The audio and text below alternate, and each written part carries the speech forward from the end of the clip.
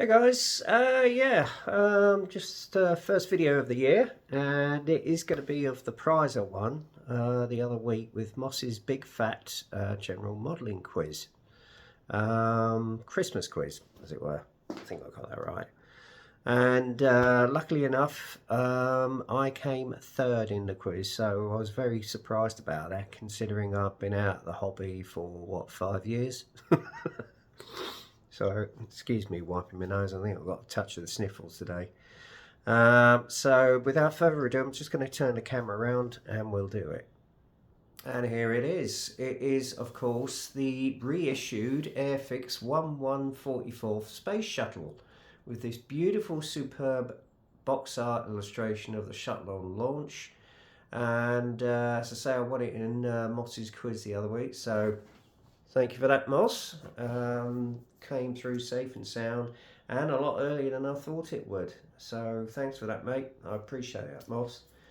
I am looking, hopefully, to get hold of the Saturn V, which has been reissued, and obviously the Artemis, which is just not long come out, about a month or so. So yeah, hopefully I'll be able to get them in later. But anyway, what we're going to do is an inbox review on this, and as you all know, the shuttle was a reusable low orbit spacecraft which was operated from 1981 until 2011. Sadly, we had two tragedies in the Challenger disaster in '86, and obviously in 2003 the actual initial shuttle, Columbia, unfortunately on re-entry broke up with the loss of the crew. So as and when I get around to building this, I may well do it as a tribute to either one of those two craft and the space crews who we sadly lost. Yeah, but apart from that, it had a very good operational record. It actually helped build with the build the ISS station, which is still in operation around the Earth, and obviously launched the Hubble telescope as well as other space experiments, etc. A lot of them that are left are now in museums, not liable to fly again, and obviously maybe some years before we see a reusable spacecraft again. But who knows what's out there in the future. Obviously the next step is Mars. So when that's going to happen, I don't know, because it seems to have gone a little bit quiet on the Artemis project just lately, because I think they're due to go to the moon either this year or next year. So we shall have to wait and see with bated breath. Anyway, without further ado, I'm going to get on with the inbox review. As you can see, this is quite a large box, and I'm going to pull it forward again. And if you want to get hold of one of these, which are on Airfix's website and other modelers that distribute it, A50200 is the code for this kit. So if you want to freeze frame that, that'd be brilliant. As you can see, you've got a side sort of view of the shuttle like that, and then obviously you've got this lovely box art on the front, and obviously on the back this impressive box art as well, as it's going into orbit, as it were, with a separation of the solid rocket boosters. So yeah, it's a beautiful, beautiful kit, and obviously this comes as a starter set, so you've got paints and glue and brushes with it as well. And without, anyway, we'll pull this contents out of the bag. And as you see, it's all in one solid bag along with the decal sheet, which we'll put down here for the minute. And you've got one decal sheet, as you can see here, and I'll go into that in a little bit. First off, we've got the instruction sheet here, which comes in a colour pamphlet, and I think this is just basically the colour call out. And obviously you've got a separate sheet with the colour call outs. Right off from the bat, there's a little bit of instructions on how you start kit from Airfix itself, obviously what all the actual signals and signs are, and a little history about the shuttle itself. And then obviously you've got in so many languages with all the symbols, etc. Okay, and then the first off the block, if I can find it, is the assembly of the interior, if you're going to have it open. Obviously it's instructing you to paint the actual cockpit black, as there's no actual detail in it, sadly. And then obviously the undercar bay goes in, your payload goes in, and then you button up the fuselage halves. Okay. Step 2 is to put the actual cockpit canopy sides in, and along with the little rocket motors which go on the nose, and then obviously you've got the side engines which go in, and then the main engines on the back, as you can assemble there, and they go onto the fuselage.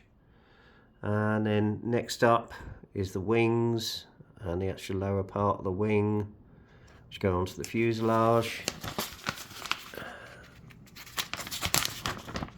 And then obviously you've got the payload doors. You can either have them open or closed. I'm probably going to have them closed, to be honest with you.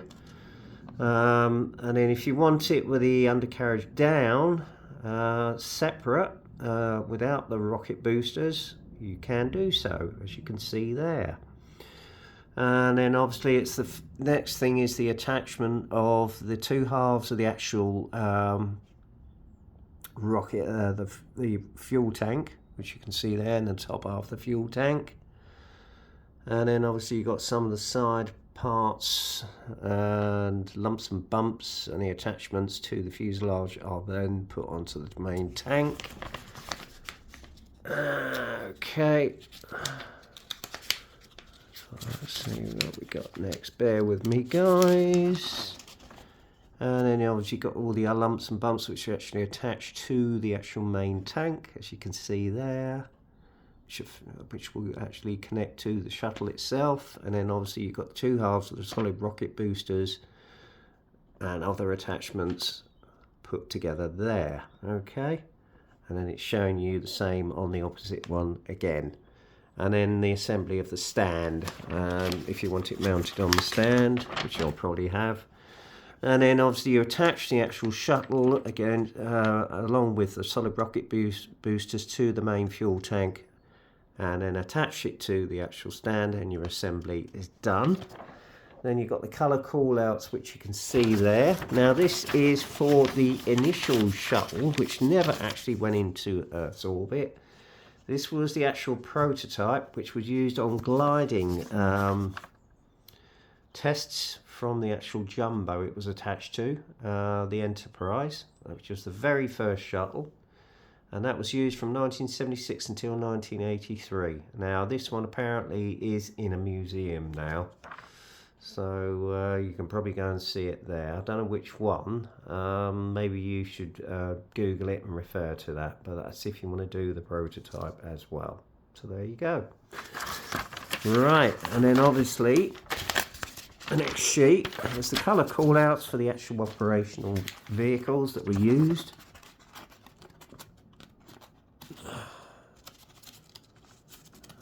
Sorry about this, guys. Bear with me.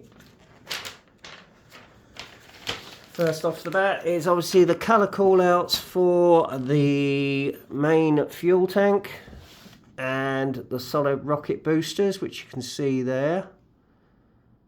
Okay. You'll probably have to mask them off actually when you actually paint the rings. So there you go, and where the decal placement is as well. And then turn it around the other way, sorry if it's a bit opaque. Here's the actual colour callouts of the shuttles. You can do it as the Challenger, which obviously was tragically lost in '86 with all the crew members when it blew up after being launched, 34 seconds into the actual mission. And then obviously you've got the remaining spacecraft, Discovery, Atlantis and Endeavour. And obviously down here is the very first shuttle, Columbia, which again was sadly lost to us along with its crew on its re-entry into Earth in 2003. So there you go. Okay, right, let's have a look at the main crux of the actual kit, which is the kit itself. And obviously, as I say, it all comes in one big bag, as you can see there. And then obviously in a separate bag, you've got your glue, your paint brushes, and obviously your acrylic paints, which go with the kit. I probably might well use these, I don't know. Right, I'm going to open up the bag, so bear with me. Sorry about the camera moving. Because this is a big kit, so I'm just going to unseal the bag. And then we'll have a look at the parts. He says, bear with me guys. There we go. There we go. Right. Right, if I come round here. Right. Sprue number 1. Oh god, try not to move the camera. There we go. Here's the actual fuel tank, the attachments to go to the shuttle, the internal bay, which you can see there, it's just not badly detailed. And there's one of the wings, and one side of the fuselage, which you've actually got the detail on it. It's not too bad actually. I'd say it's a lot better than the old Revell kit. And obviously you've got the little rocket motors on the side there of the nose. There is a little bit of flash there, because I'm bearing in mind these are from old moulds which have been reissued, so that'll probably just need with a little bit of clean up. That's the undercarriage, I think, if you want it in the vehicle on its own, which I won't be doing. And then the next sprue, if I can get that, you've got the top of the fuel tank here. Again, there's some nice fine detail on it, a main part of the section of it there. You've got the side boosters for the engine there. And then one half the solid rocket fuel booster. Again, some nice detail on there, considering the age of the kit. You got some of the rings there. There's a little bit of paraphernalia there, which I think you attach to the fuel tank to go onto the shuttle. Again, there is a fair old amount of flash on it. You got the back part, the back plate where the engines are. And then obviously these are the actual payload doors. Again, not bad. And obviously you've got the lower part of the rocket motor for the solid rocket fuel booster there and there. And that's the Hubble telescope, I think, if you want to have it open. Again, there's a fair old bit of flash on this, which I'm quite surprised about. As I say, these are old moulds. They haven't been out for about 20 or 30 years. So there you go. And the other part, the solid rocket fuel booster there. And again, on this third and final sprue, well, there's not much to it. It's quite a basic build by the looks of it. You've got the other solid rocket booster there. Parts of the undercarriage, some of the motors, some of the attachments to the fuel tank, and then obviously you've got the actual main engines that go on the back of the shuttle here. The other fuselage half there, fair old amount of detail. Some of it is a bit raised, so that probably just needs rescribing. And obviously you've got the actual entry door there for the crew. And then's the lower part of the actual wing and fuselage with the actual undercarriage bay doors there. So yeah, and then finally you've got the actual parts of the canopy, which you can see there. That's going to be a bit tricky, I think, so be careful when you put it in that you don't lose them. So there you go. Right, now, last but not least, we've got the decals. And obviously I can imagine they have been reissued by Cartograph, and there's a fair amount of detail there. And as I say, you can actually model them of any of the actual shuttles, all 5 of them. and obviously the prototype itself. So yeah, fairly good detail. They'll look good on the actual craft. And obviously got the NASA logo, which will go on the stand, which is very nice. And I should imagine they're printed by Cartograph as well, so they'll bed down beautifully. So there you have it. That is the model. Oh, hang on, what's this I've got inside?